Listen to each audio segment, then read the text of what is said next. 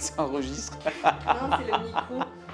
Si je l'identifie au marathon, c'est tous les paysages qui me restent à découvrir. Quand on est heureux et en permanence de bonne humeur et quand on réussit, ça emmerde tout le monde. C'est comme ça. Au départ, je pensais que ces rencontres m'aideraient à construire ma vision. Mais à chaque kilomètre, je me rends compte qu'elles font avancer tout le monde. Eux, moi et peut-être toi. Aujourd'hui, nous sommes au kilomètre 10. L'entre-deux et le kilomètre 10, si on veut faire un parallèle, c'est la remise en question. C'est-à-dire que on n'est peut-être pas, on est loin de la fin, mais on a passé vraiment le début et on est sur la remise en question et sur la gestion. Et je me gère. Comment je vais faire pour, si je veux aller plus loin? Est-ce que je dois me remettre en question moi, mes compétences? Et il y a une phrase que j'aime bien, c'est-à-dire pour avoir ce qu'on n'a jamais eu, peut-être qu'il faut qu'on fasse ce qu'on n'a jamais fait. Et je pense que le kilomètre 10, c'est un peu ça. C'est-à-dire que sur la gestion, ben, on va devoir aller chercher dans ses ressources, c'est-à-dire qu'il il va pas falloir mettre de la vitesse, mais plus se gérer et avoir cette prise de recul qui est nécessaire. Voilà. Le kilomètre 10, je le vois comme ça, même dans ma vie professionnelle, où j'avais eu déjà des postes à responsabilité, mais qui n'étaient pas équivalents à celui d'un poste de directeur de réseau. Et, euh, et, euh, et j'avais quand même cette vision d'un poste supérieur avec un management régional ou national. Et je me suis toujours posé la question essentielle, si je devais occuper un poste comme ça, ou si un jour j'avais la chance d'occuper un poste comme ça, ben, quel était le parcours entre ce que je suis aujourd'hui et le début de ce nouveau truc en tant que directeur. Le début, parce qu'après, là, ça fait 4 ans maintenant et je vis d'autres choses, mais ouais, c'est plus sur la prise de recul, la gestion. C'est hyper important. J'ai eu ce moment-là où ma vision était stabilisée, concrète en fait.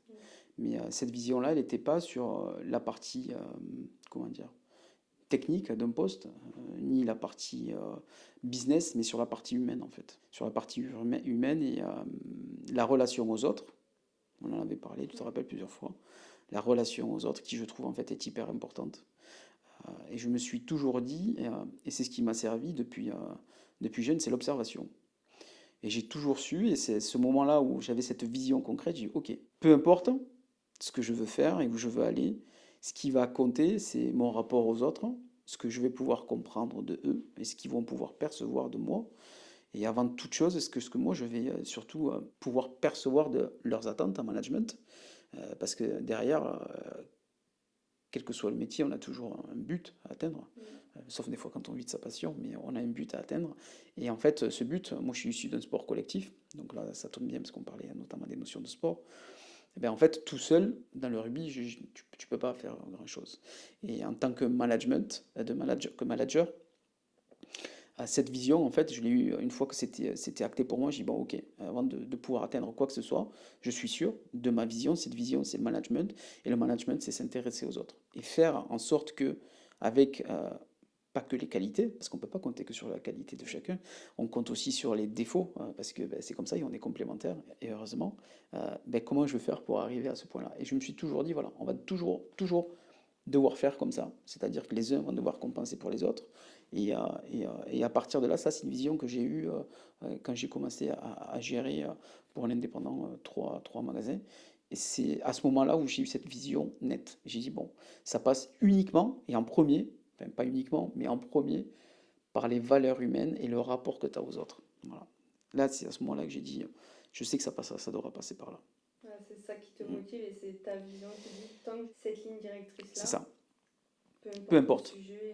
Peu importe, il faut s'adapter aux gens, il faut être compréhensif. Et il y a une part de psychologie aussi qui est hyper intéressante, comprendre l'autre, parce qu'en fait, on a des codes qui sont complètement différents, et surtout, on a une perception qui peut être diamétralement opposée entre une personne et une autre. Le rôle d'un manager, d'un directeur ou d'un entrepreneur, c'est de pouvoir s'adapter à la personne qui est en face.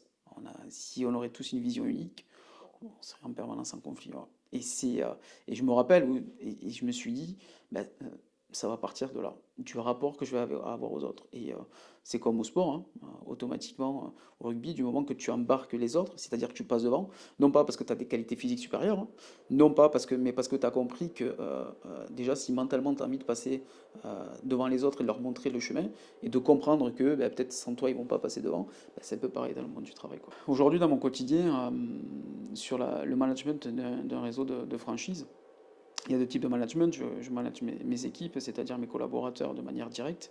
Et il y a l'autre management qui se fait de manière indirecte. Donc la valeur humaine est hyper importante, comme on vient de le dire. Mais l'exemplarité par rapport au rugby, aujourd'hui, on ne peut pas exiger de quelqu'un quelque chose qu'on ne soit pas soit en capacité de faire, soit en capacité d'essayer de faire. Ça, c'est hyper important. Donc en fait, j'ai jamais eu un gros physique au rugby, mais avec la volonté et surtout avec un mental non pas de leader, parce que je pense pas il faille être un leader affirmé pour être un bon entrepreneur ou un bon directeur, mais avec une espèce de force de caractère d'aller de l'avant et de tenter les choses ou de faire les choses avec les gens.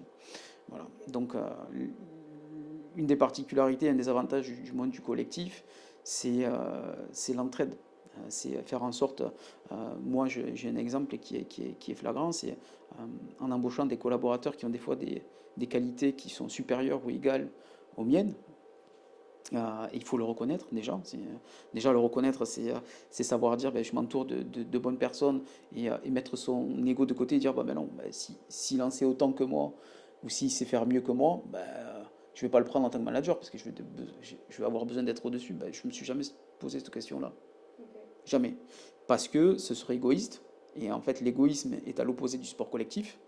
Et donc en fait, moi, j'ai toujours essayé d'avoir des personnes qui, si elles avaient plus de compétences ou étaient meilleures, ben, déjà, il faut le reconnaître, c'est hyper important, mais surtout s'appuyer sur des personnes comme ça. Et aujourd'hui, avoir les performances que j'ai eues et avoir les pseudo-succès que j'ai pu avoir dans le monde professionnel, c'est que j'ai su m'entourer de personnes qui étaient compétentes, le reconnaître et en fait les mettre en avant aussi. Parce qu'aujourd'hui, dans le rôle de l'entrepreneur, on le sait, ou dans le rôle de manager, les victoires sont pour l'entrepreneur ou pour le manager, et souvent les défaites, ben, on va dire bon, c'est la faute de l'un de l'autre. Non, il faut aussi bien reconnaître les victoires et les défaites, et il y a certaines choses, notamment dans l'équipe que j'ai aujourd'hui, qui sont grâce à des collaborateurs qui aujourd'hui ont des compétences qui peuvent être même sur certains sujets supérieurs aux miennes. Et j'ai aucun problème avec ça. Et j'ai pas un problème si demain, par compétitivité ou par besoin pour l'entreprise, on doit si c'est à lui qui doit prendre ma place, il prendra ma place, même si aujourd'hui c'est pas le cas. Mais il faut savoir l'accepter. Oui, la vision d'avant tout se fixer sur le main, la compréhension de l'autre. J'ai pu douter en fait sur cette vision-là, sur plusieurs choses. Être manager dans un magasin avec une équipe de 6 et 7 personnes, j'ai déjà fait. Être manager de plusieurs magasins, j'ai déjà fait. Être manager après d'un petit réseau, j'ai fait. Et en fait, c'est chaque fois la question qui se pose, c'est est-ce qu'aujourd'hui, on est obligé de tricher sur le naturel que l'on est? Je suis quelqu'un d'assez empathique. Si on prend le disque des couleurs, notamment, je suis vert. Et on se dit, bon, ben, automatiquement, plus il aura de responsabilités, plus il aura d'équipe. Aujourd'hui, quand on regarde dans ce qui se fait dans d'autres secteurs d'activité que celui que je pratique, ou des postes similaires, on voit des personnes, on a l'image de l'entrepreneur fort, assez froid des fois, ou avec une image très dure. Et ouais, il a été très dur, c'est comme ça qu'il a réussi. Et je me suis posé la question plusieurs fois, est-ce qu'aujourd'hui, ma manière de penser, de voir, et cette vision qui pour moi est la bonne, est-ce que je dois la remettre en question? Et je me suis posé la question. Okay. Et je me suis aperçu qu'il y avait une certaine facilité à prendre des décisions lorsqu'on avait des distances avec les personnes, les gens. Voilà. Mais à côté de ça, ce que j'ai jamais voulu, c'est me dénaturer pour un poste ou pour une entreprise. On peut pas. Je pense qu'en fait aujourd'hui, ce qui fait ce qu'on est, l'évolution, les réussites qu'on a, mais aussi les échecs, sont issus aussi de sa propre personnalité. Je ne peux pas être une personne dans la vie, une personne au travail, même si les deux choses sont bien distinctes, mais j'ai pu remettre en question cette vision parce que plus on va prendre alors, j'allais pas dire en termes hiérarchiques, mais en grade et en poste, ouais, voilà. Et est-ce qu'on doit devenir plus sévère, je trouve ça triste de devoir se dénaturer, mais ça m'a fait me poser la question, ouais, sur ça, parce qu'on a une image du directeur, déjà, rien que le mot directeur, voilà, alors que des fois on n'est ni plus ni moins qu'un responsable commercial, mais directeur reste un mot. Ou alors des fois, c'est faire partie de la direction. Mais j'ai pu me remettre en question là-dessus. Euh, L'issue, chaque fois que je me remets en question, il y a une phrase qui m'est arrivée, c'est le naturel revient au galop. On apprend de nos erreurs, certaines fois, où on va être proche d'un collaborateur, où on va faire tomber des barrières, où on va être humain. Et j'ai appris, en fait, euh, en côtoyant certaines personnes, c'est pas parce qu'on tutoie, c'est pas parce qu'on met des distances automatiquement que ce sera plus simple pour certaines choses. Et dans tous les cas, aujourd'hui, le respect, il vient pas d'un vouvoiement. On peut mettre une distance, mais avant toute chose, je me suis dit après tout le temps, ben, pour être respecté, il faut être respectable. Donc du moment qu'on est respectable dans ses actes, dans sa manière de penser, de faire et de communiquer avec l'autre, qu'on met des distances, qu'on soit dur ou qu'on soit quelqu'un de plus empathique, je pense que ben, les difficultés restent les mêmes et à la fin, je pense qu'il vaut mieux rester naturel et pas jouer un rôle. On peut être empathique et juste, je pense que c'est deux choses compatibles. Être juste, c'est aujourd'hui, on peut être empathique avec un collaborateur, c'est-à-dire humainement être dans cette empathie, dans cette collaboration, on peut rire, on peut bosser, et c'est ce qu'on fait, on bosse, et quand il faut bosser, on bosse. On peut faire part de nos histoires personnelles, de nos vies de famille, etc. Et c'est ce qui se passe parce que on passe beaucoup plus de temps avec les collaborateurs, les collègues de travail, souvent qu'avec nos propres partenaires. Donc, mais ça n'empêche que quand il fait une erreur, il fait une erreur, et que le jour où on doit séparer, on doit séparer, mais parce qu'il y aura une succession d'erreurs ou parce qu'on n'est plus d'accord sur certaines politiques d'entreprise, etc. Ça n'empêche que derrière, on garde de super relations, et voilà, c'est deux choses complètement distinctes. Je pense qu'elles se trouvent par elles-mêmes. On peut avoir des modèles, c'est-à-dire qu'on a tous, ça c'est depuis l'enfance, hein, on a des modèles, on a des stéréotypes qui sont construits par ce qu'on a autour de soi. En premier, c'est les parents, et ensuite, c'est la société, le monde externe, etc. Dans le monde du travail, ben, c'est les premiers, on a toujours un mentor. On a une personne qui nous, qui nous marque, et se dire, bon, ben, c'est comme quand je suis petit, quand on était petit, on disait, ben, quand je serai grand, je voudrais être comme lui. Ben, dans le monde du travail, c'est pareil. On a un premier mentor. Moi, je me rappelle, lors de mon apprentissage, j'avais un super patron, euh, mais qui était proche de la retraite, et moi j'étais très jeune, donc et je le trouvais très juste, et c'était mon entrée dans le cadre professionnel, et je l'ai trouvé juste parce que quand il devait être, et c'est une des choses les plus dures à faire, rester juste, parce qu'on ne nous apprend pas à être juste. Et qu'est-ce que la justesse? C'est quoi les limites? Il n'y en a pas. Donc, c'est, et je me suis dit, ben, il peut être très exigeant dans son travail. Et dès qu'on était à côté, sur des moments simples de vie, euh, je m'en rappelle, c'est des choses qui m'ont choqué. Il s'était parti en voyage. J'étais un apprenti dans une société, ni plus ni moins, hein, d'accord. Mais ils m'ont ramené un cadeau. Le premier Noël, j'ai eu un cadeau. Et, c'est pas pour autant qu'il était plus tendre avec moi, c'est-à-dire qu'il avait cette dimension humaine qui était hyper importante. Et à côté de ça, il restait exigeant quand même dans ce qu'il attendait de moi dans le travail, quoi. Donc c'est ok, ben, moi je peux être tendre avec toi, mais tu es ici pour un truc, c'est bosser et bien le faire. Mais j'étais payé pour ça. Donc j'ai trouvé ça, je trouve que j'ai eu la chance de faire une belle entrée en matière avec une belle personne. C'était Monsieur Garanet, en apprentissage. Alors il y a une chose qui vient m'alimenter, que ce soit dans le sport, et là notamment si on fait un parallèle à ce 10e kilomètre, euh, si je l'identifie au marathon, c'est tous les paysages qui me restent à découvrir. C'est-à-dire qu'en fait, sur un marathon, par rapport à un sport en salle ou d'autres choses, c'est tout ce qu'on découvre. C'est-à-dire qu'on peut faire 10 mètres et passer d'un décor à un autre, d'une forêt à un massif rocheux. Et ben, alors, c'est plus sur du trail, mais sur un marathon, ben, déjà on va croiser d'autres personnes, mais c'est surtout en fait tout le décor.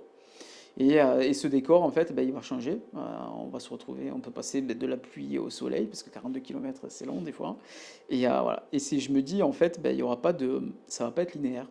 Donc mon parcours Mon parcours professionnel, je pense que c'est pareil. Je me nourris de ce qui se passe.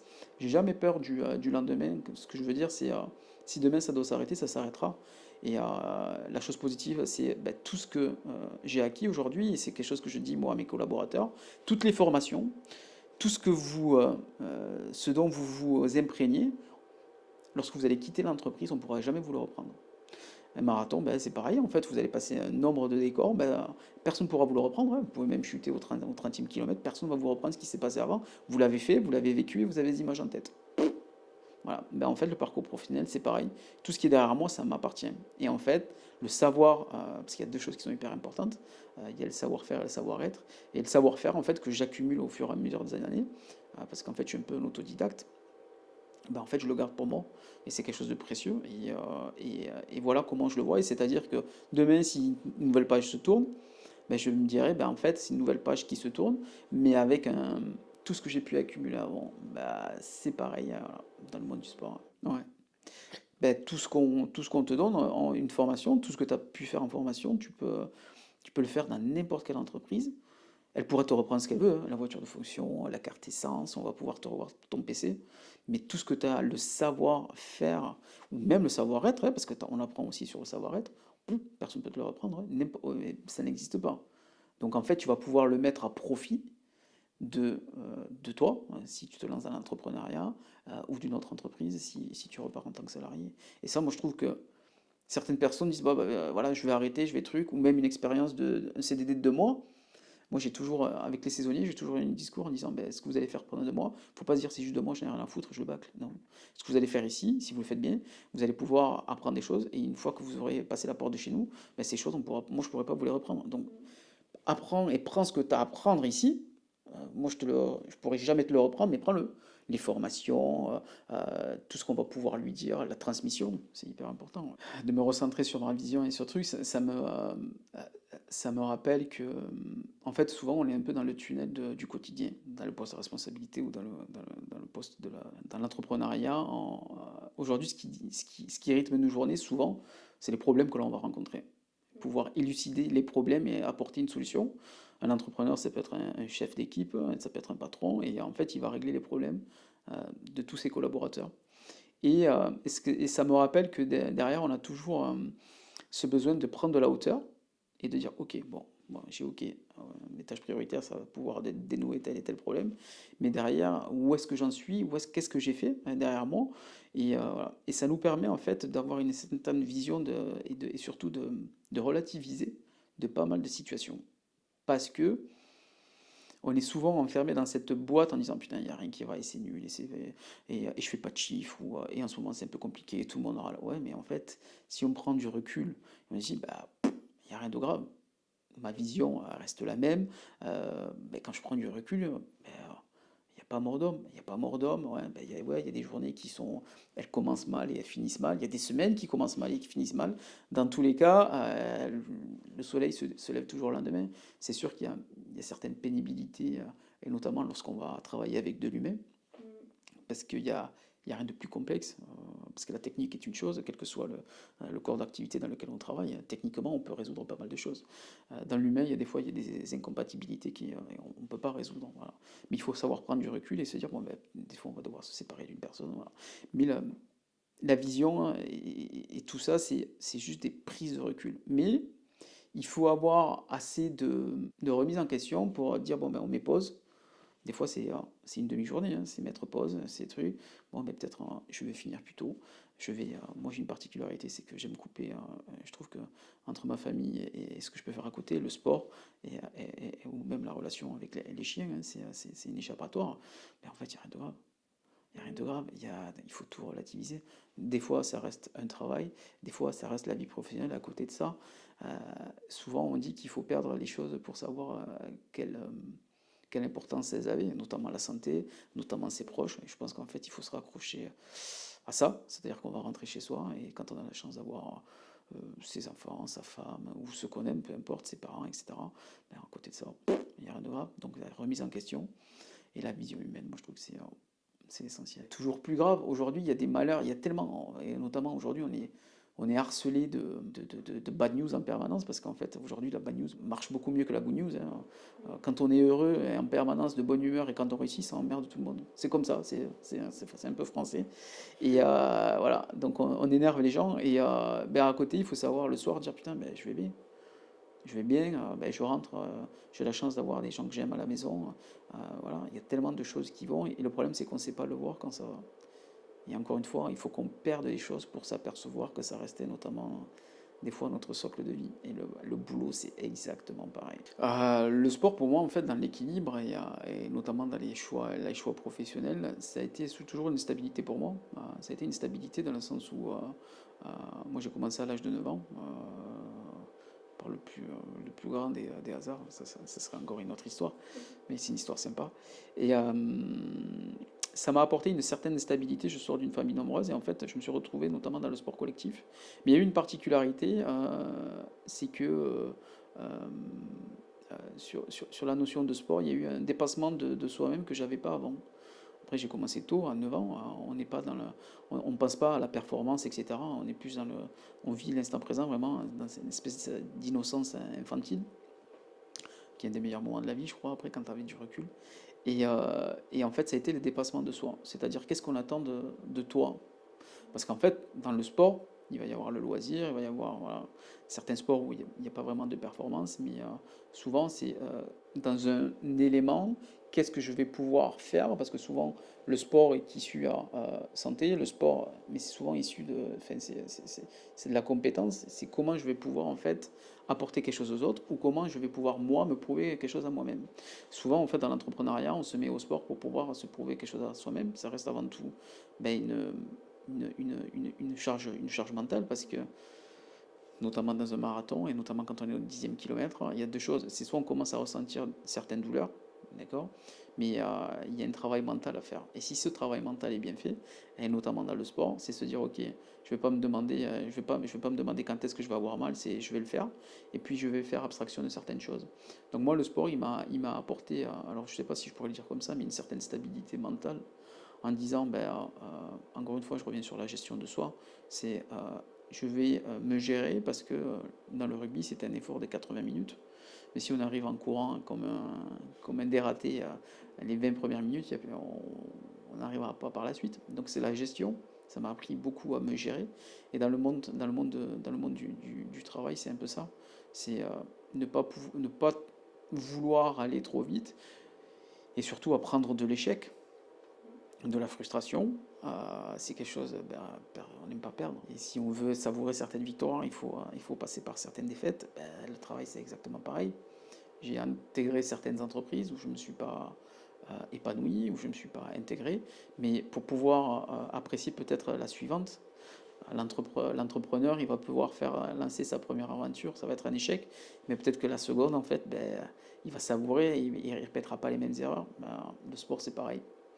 C'est un runner, un gars sur un marathon, s'il mange goulûment avant de partir, peut-être qu'il ne fera pas la même course qu'en ayant mangé un peu plus soft. C'est un peu pareil, c'est la gestion de soi. Le sport m'a appris ça, la gestion de soi et le contrôle de soi. Et en même temps, en fait, si on a le contrôle de soi, on a le contrôle un petit peu, ce contrôle mental qui nous permet de faire pas mal de choses et de se dépasser, hein. Et pour la dernière. Pour l'anecdote, parce que j'ai fait une chose là récemment. Donc lorsque j'ai fini mon apprentissage, qui était un apprentissage qui était diamétralement opposé au commerce, je suis allé voir une conseillère d'orientation, je ne sais pas si on peut donner son nom, mais elle s'appelle Sonia Nogues, et je lui dis, ben, je veux faire du commerce, je veux faire de la vente. Pour la petite histoire, j'étais dans la mécanique moto, différent. Et elle a cru que, comme beaucoup, c'était un peu un feu de paille. Elle m'a dit, ouais, tu reviendras la semaine prochaine quand tu seras sûr. Et j'y suis retourné. Et pourquoi? Parce que j'avais cette espèce de volonté, cette résilience. Et elle m'a dit, ok. Euh, et c'est elle qui m'a mis le pied à l'étrier, maintenant il y a plus de 20 ans. Et je vais vous dire pourquoi cette anecdote. Et elle m'a dit, ok, tu veux faire la vente? Donc je me rappelle encore, c'était un mercredi. Elle m'a dit lundi, tu intègres un centre de formation. J'ai dit ok. Elle me dit, tu vas, t'es véhiculé? J'ai dit ouais. Elle me dit ok. Et tu y seras. Je m'engage pour toi. Et j'y suis allé. Et, euh, et l'anecdote, c'est que ce centre de formation, j'y ai passé 3 mois. J'ai trouvé un boulot. Ce boulot, j'ai commencé stagiaire. j'ai fini responsable et j'ai fini, pour boucler la boucle, le centre de formation. Moi, j'étais 25 ans avant. J'ai fini en tant que jury pour faire passer les examens de vente. Ouais.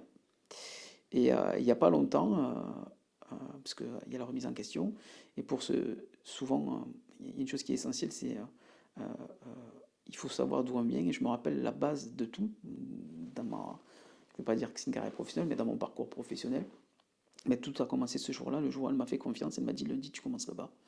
Et je lui ai envoyé un courrier parce que je sais où elle travaille, j'ai pas encore eu de retour, en la remerciant et en lui disant que quel que soit le travail qu'on fait, ben, ça reste pas vain, parce que ça fait du bien de savoir aussi que grâce à une rencontre, ben, plus de 25 ans après, ça ne me rajeunit pas, ben, en fait elle a permis à un jeune homme de 18 ans de trouver sa voie et de performer, d'avoir un parcours professionnel qui est quand même intéressant. Et voilà, donc je voulais la remercier, je lui ai fait un courrier, j'ai pas eu de retour encore, mais je lui ai fait ce courrier-là et je trouve que la persévérance et la volonté, voilà, et quel que soit le niveau d'études, quel que soit le niveau social, parce que je suis un exemple, je suis un exemple pour ça, parce que j'ai pas mon brevet des collèges, j'ai pas le bac, et voilà. Donc je trouve que du moment qu'on a la volonté, la résilience, cette anecdote-là, et je la raconte à qui veut l'entendre. Je trouve que c'est un bel exemple pour tous ceux aujourd'hui qui disent que bon, ben, c'est plus compliqué. Moi, je pense que quand on a vraiment envie, on fait toujours un parallèle au mental, au sport, c'est avec beaucoup de volonté, je pense,